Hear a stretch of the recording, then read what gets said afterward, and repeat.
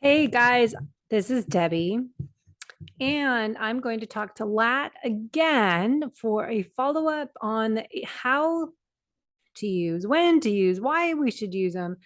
HVMN Ketone IQ, they're new bottles. You can't see so well because I have my web page open for them, but I'm in testing out the Ketone IQ before a long ride or run and during the workout when I can remember to pack it. It's a little harder when I'm running because I don't have any pockets.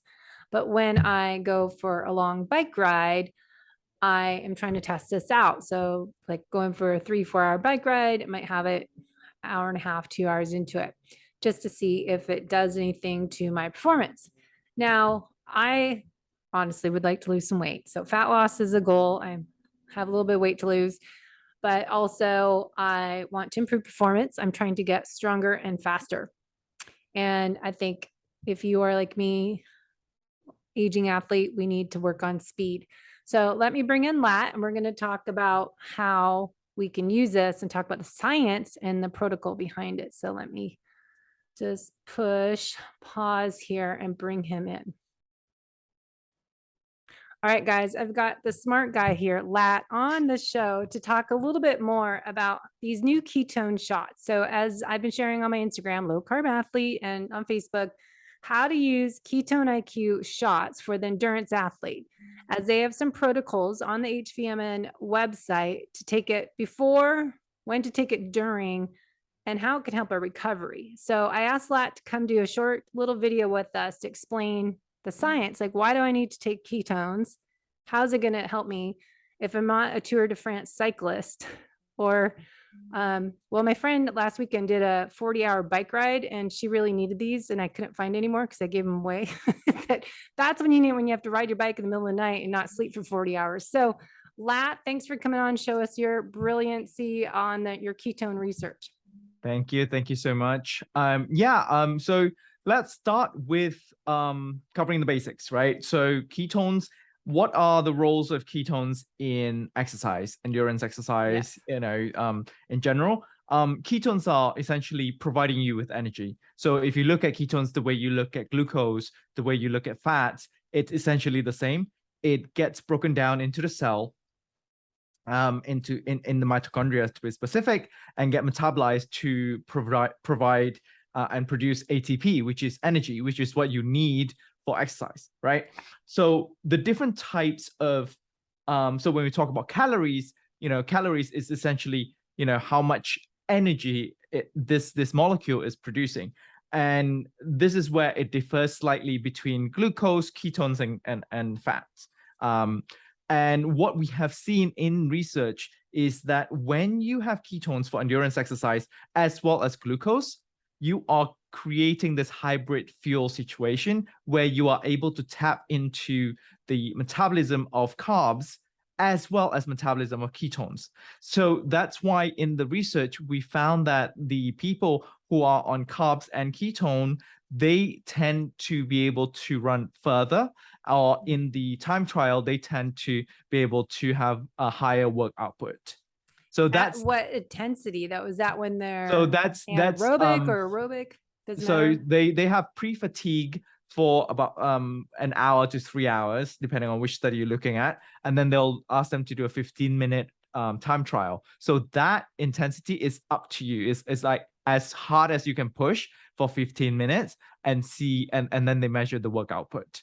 Okay. So is that different? Is if that sounds like it's more anaerobic Yeah, workout versus aerobic endurance, you're it's like the trying to burn last more fat. sprint after an endurance because they Okay. pre-fatigued before. Yes, So got it. and then that so the protocol that they introduce, the way they use it is essentially take ketones half an hour before, and then if the workout is longer than 2 hours, you top up around 90 minutes. Yeah, that's what I Now thought. the dosage is also it also varies between body weights. So that is one shot. It's 10 grams of ketones in there, 10 grams of RN3 butanediol. Certain people who are, larger mass, they're heavier. They prefer to take two of those shots before workout, and then after 90 minutes, they top up with one shot. So that's one way to do it. Okay. So I'm doing track workout at 6 o'clock tonight. Okay. Speed work running. So would it help me doing a speed workout that'll be 1 hour long?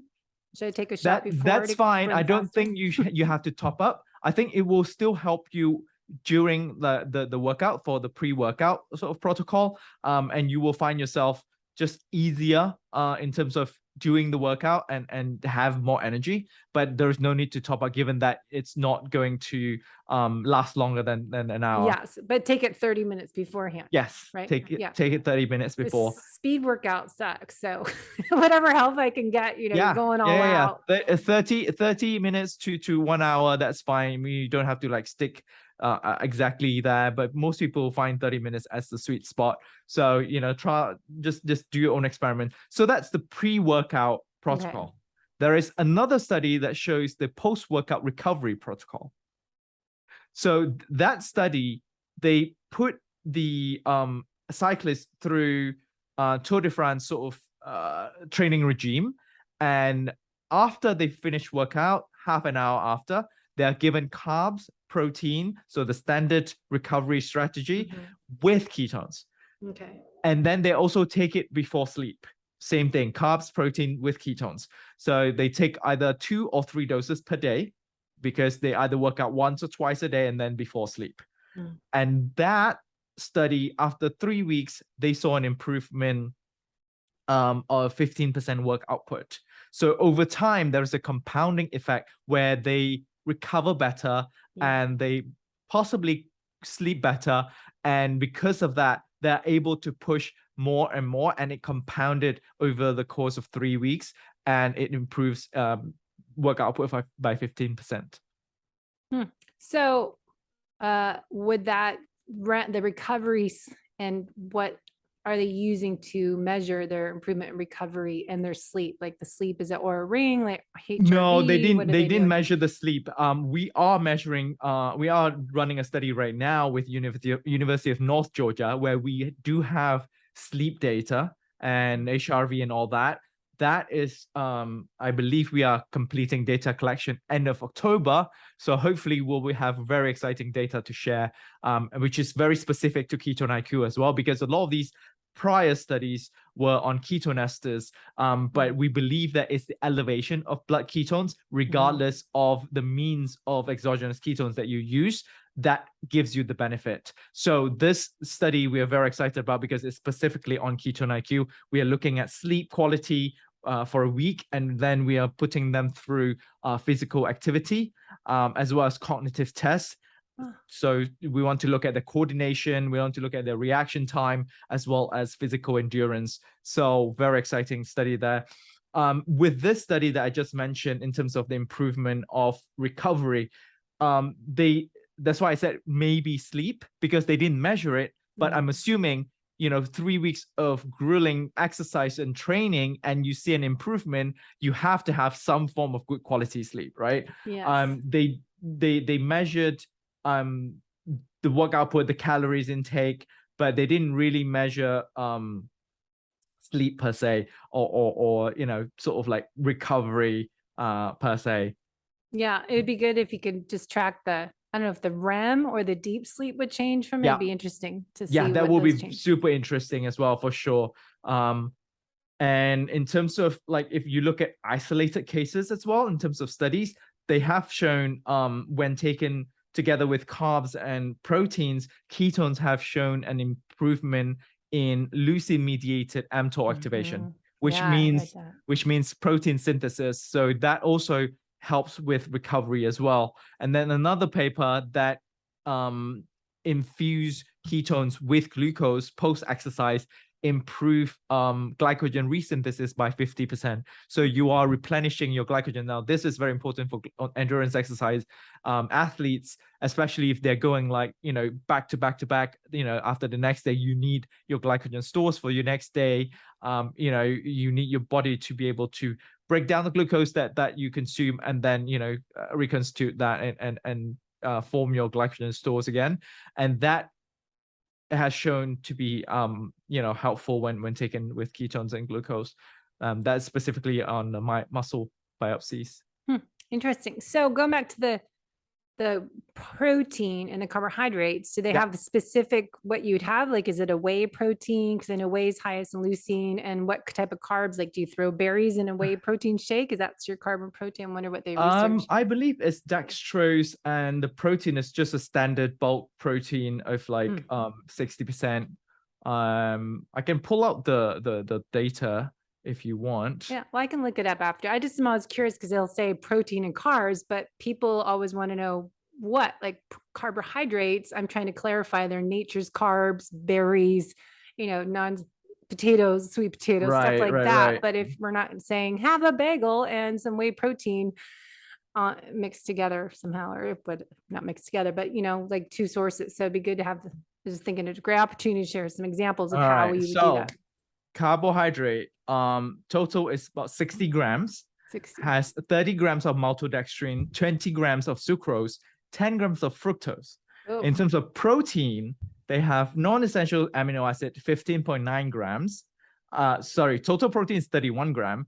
Non-essential, of which non-essential amino acid 15.9, essential amino acid 15.1, of which leucine is 3.13 grams. Interesting, all those carbohydrates. I think I'd get sick from all that. Yeah, there's like 60 whole gram.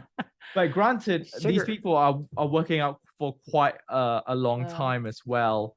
I'm posting the link here on Zoom, so you can take a look at the paper. Great. So they have 70 minutes, and then intermittent training, and then they've got 70 minutes, and then they've got double training 30 and 90 minutes. So they're quite intense. Okay. So question.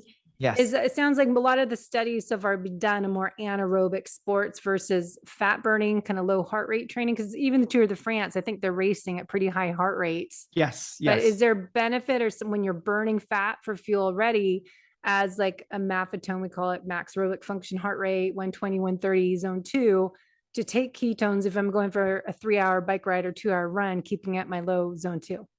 See, I would say yes, you would get a benefit, but the problem with running a study on endurance is that it's hard to measure, right? Because how are you going to measure it, right? It's like how far this person can go. I mean, some people can go for, like the whole day. So in order to make the study more feasible and readily accessible, they sort of make it into a big bulk of it being endurance. And then at the end of it, they're like, okay, last minute sprint, go. You're already tired.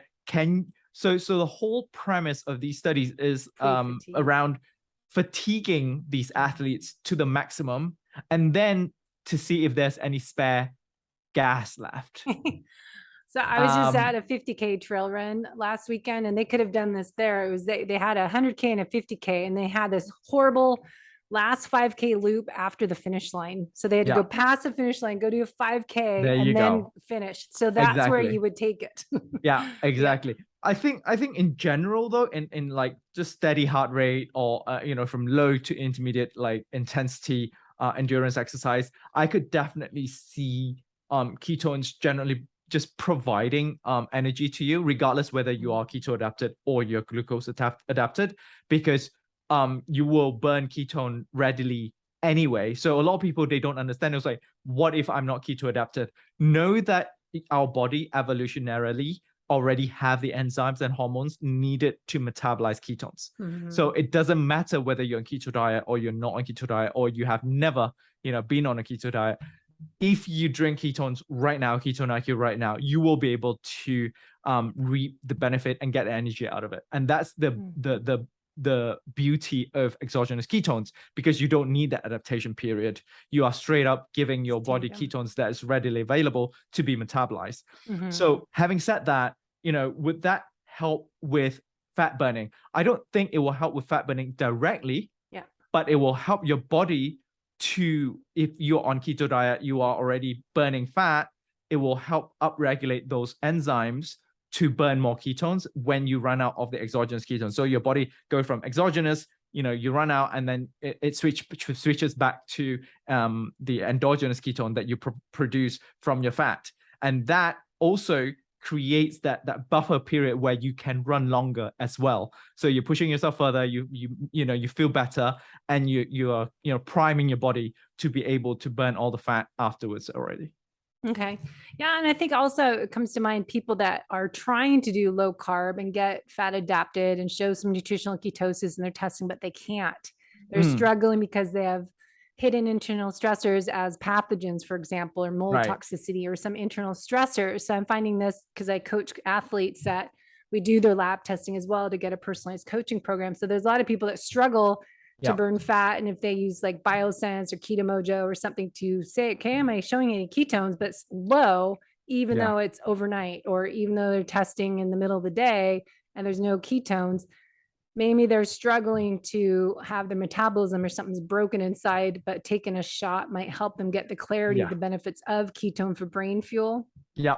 Focus. Yeah, that's what I was thinking to help. So we've got like long endurance sports and then like technical sports. I was talking to your team about people doing adventure racing, or my friend that just did this crazy 600K bike ride here in Encinitas, Saturday to Sunday, and it was nonstop 40 hours. And then, people doing back-to-back multi-days, like she's doing Ultraman.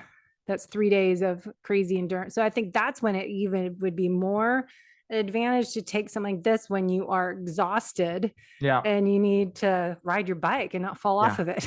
Yeah. A lot of our endurance athlete customers, as well as participants in studies, have told us subjectively they do feel more alert and more aware of the situation and the environment. So that allows them to really focus on what they ought to do and at the task at hand. Essentially, if they are going to bike, they are like razor focus. They're not having like, because when you're tired, when your brain is fatigued, your mind start wandering and you're like getting more tired and you're thinking a lot of other things. And I think the focus, the mental clarity aspect of ketones do come in quite handy when you are already at the end of the tether and you're already, stretched out to the maximum and you're trying to finish the race. Yeah, I think it's like I would say fat loss, performance, and longevity, but it's more for me as an aging athlete that it's, I'm 50 years old now and I want to get stronger and faster and leaner, stronger over leaner, but it's the importance of how, as an aging athlete, how we're a little different than we were at 30. I don't blame the aging process. I would say embrace the changes and embrace the aging process. So I think for aging athletes, this can help for a little hack to improve performance on my long run and doing speed work and try to get a little more performance gains. So that's more getting that dual fuel source that will help me stay alert, maybe help pass that, like work with fatigue a little better, efficiency. Yeah. How about your subjective feel? Because you've obviously used it for a while now. I know. Yeah. We've sent you some. How do you use it, and how have you felt? Well, mostly I was using it before the shots come out for work days. But what I'm curious is, like, especially when I'm working off site and there's no food to eat, where I go work at the Bay Club and like, okay, I have like 4 hours of calls to do. So I'm trying to remember to take it before my long bike ride on the weekend, like Saturdays, and before my long run on Sunday. So I've been doing that to see if it helps my performance, because running is a lot more stressful on your body, obviously, than biking. And so that's kind of my area of opportunity right now, and to get my running speed back. But I think, I have to remember to take it this Sunday. I'm doing a 2-hour run. So I have to remember to pack it because I don't have pockets. So it's, shove it down my top or something. Whoops. And then I just took myself off. But I think, trying that to see if it helps my being able to go longer, basically, and keep from avoiding fatigue and extend that endurance. Because I have been doing long stuff and I used to be a lot faster, and I'm trying to do that. So this is kind of my new little test. So I haven't found any difference yet, but I haven't taken it during.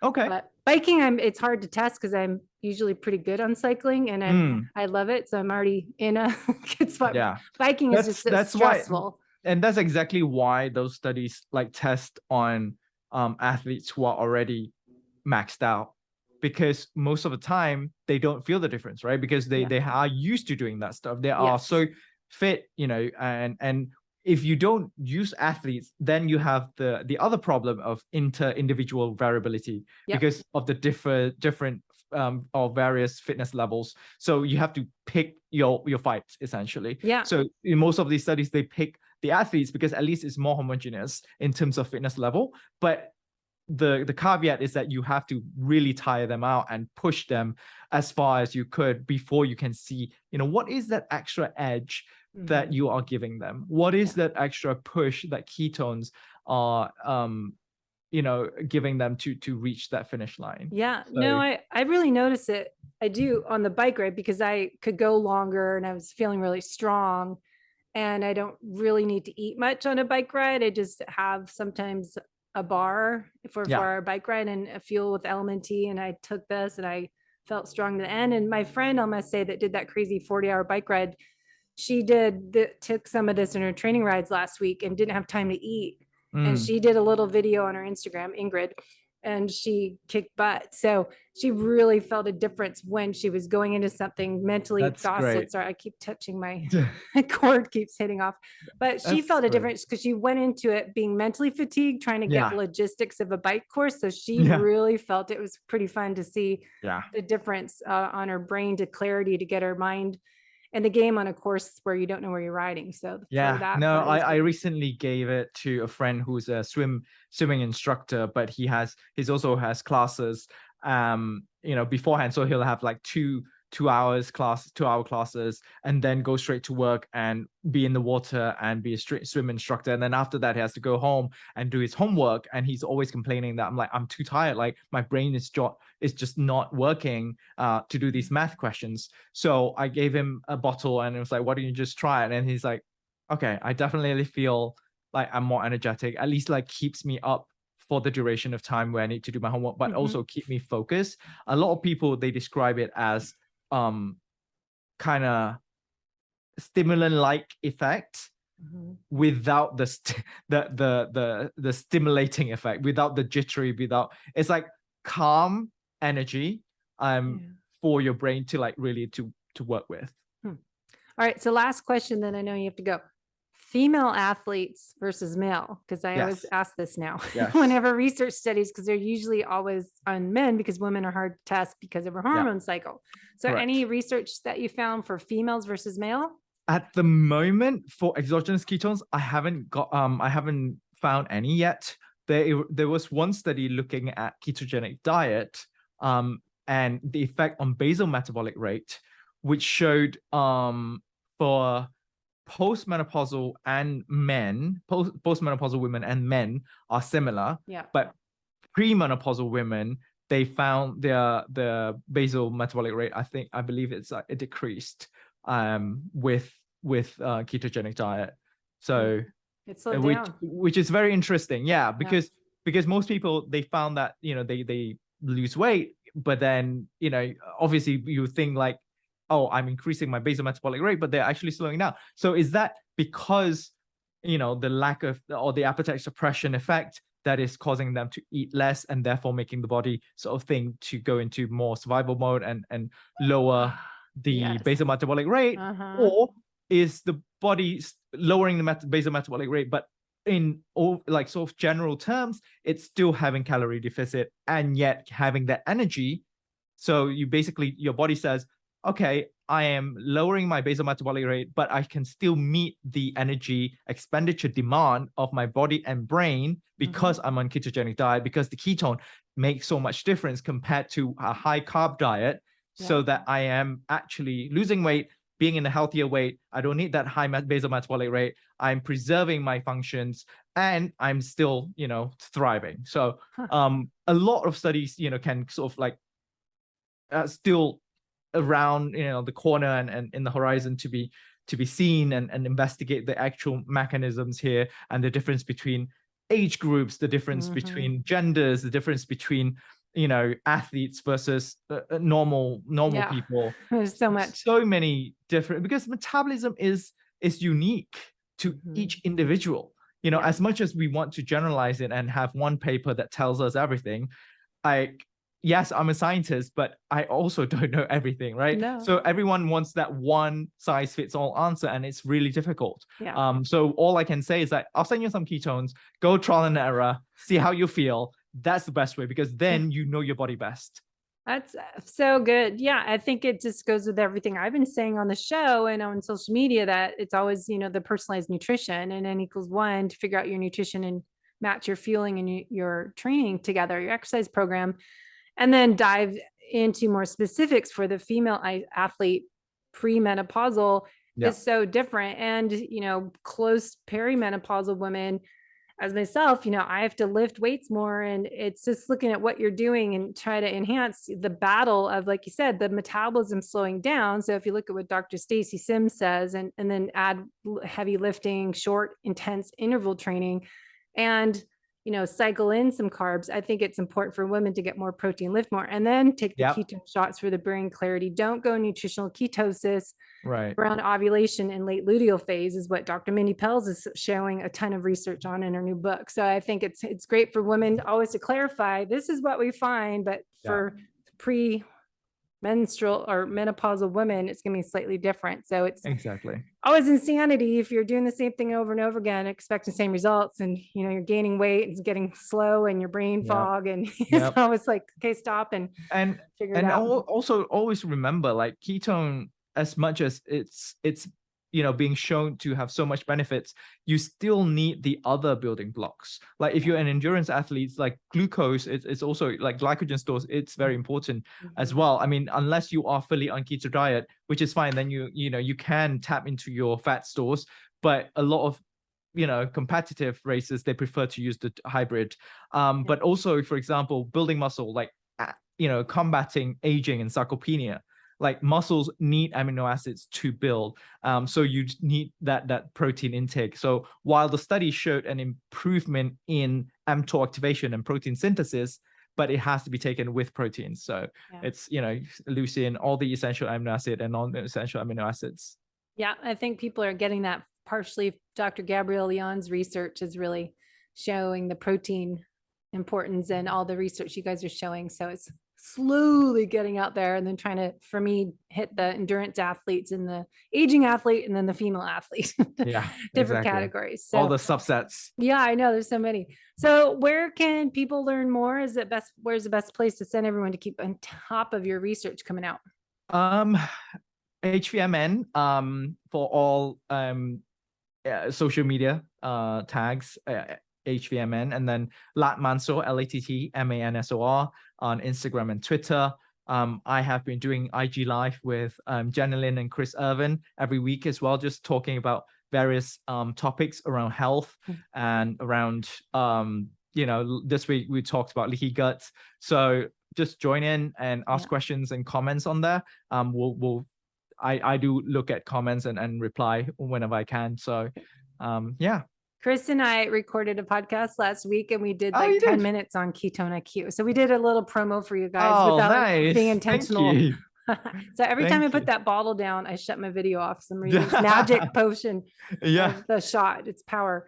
So thanks so much, Latt. I will follow up with a little more info for everyone on my website and send them the link to order the Ketone IQ bottles. I think it's perfect for your working off site, traveling, and for your bike back pocket. I've been putting it in there and then running beforehand. And I'm going to test it out my track workout tonight. So please do write me an email and tell me how you feel. Yeah, because I'm in the third group, and I got to work my way up to the second group. And then we can fine tune the protocol if we need to. Yeah, awesome. Thank you. All right, thank you very much. All right, I'm back from talking with Latt, and I just wanted to show you some info where to find HVMN.com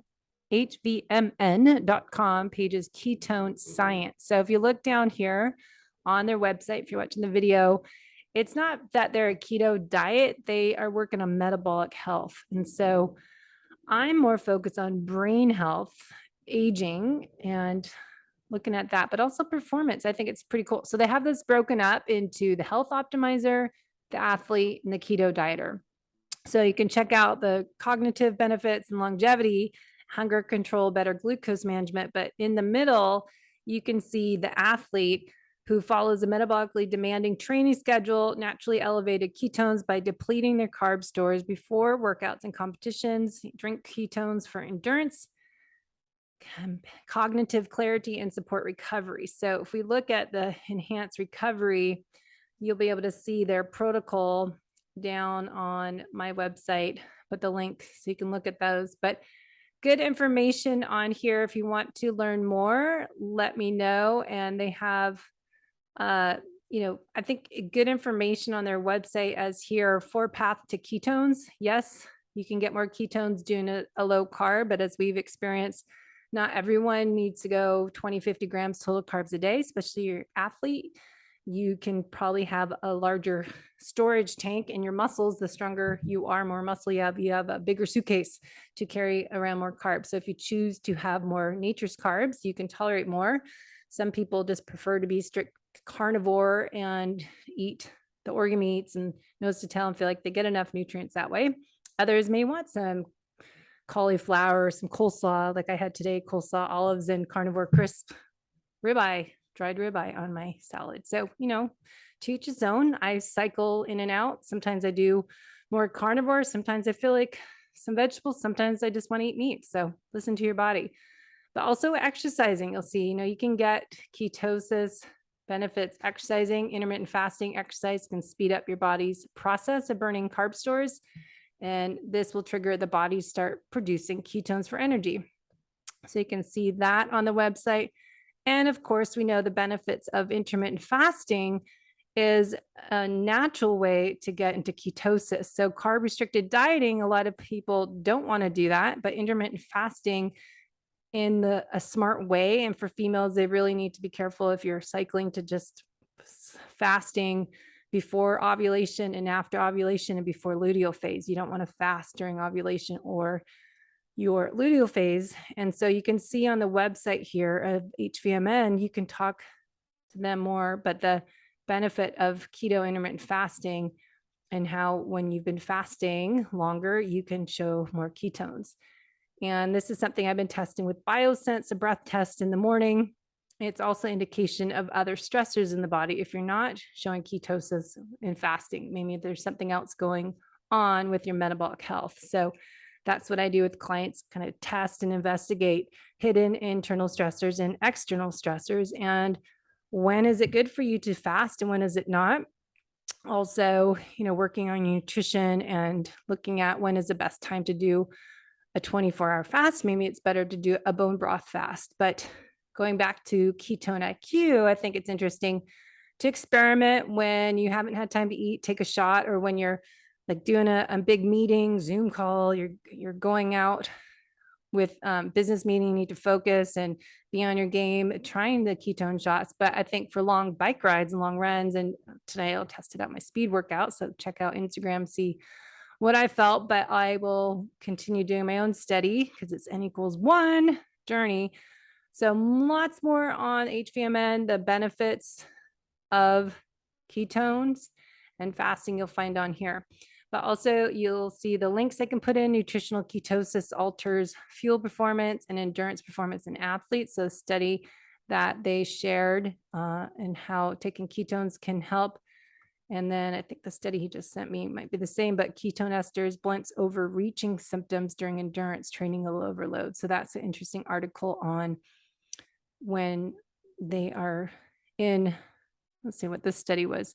So taking ketones at the end of the workout when they're exhausted, I think was this study. So I'll put this in the YouTube show notes here, and you can head to my website, debbiepotts.net, and you can find out more on there. Also, Alta Labs, I was sharing in our Keto for Endurance Facebook group page. You can join. You just have to answer the questions the right way, so I let you in the group. But Alta Labs, one, they always have a 20% off. So see, just popped up, 20% off always. And there's a lab down here if you scroll down to baseline panels, depending on your budget, but advanced or the comprehensive, this one is $389 plus another 20% off.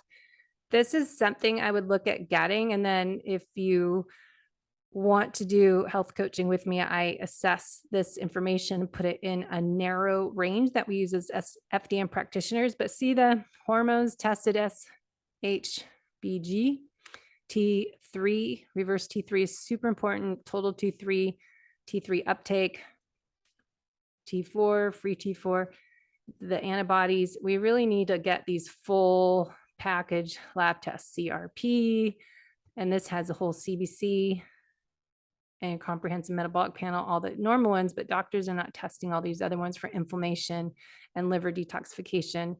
And still, you need to often go in and add insulin. So insulin isn't on there, but vitamin D.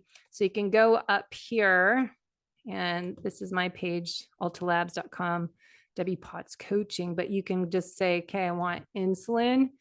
And what that is, something we should all know what our insulin level is, and it's $26. It's ridiculous. So why doctors don't test this drives me nuts.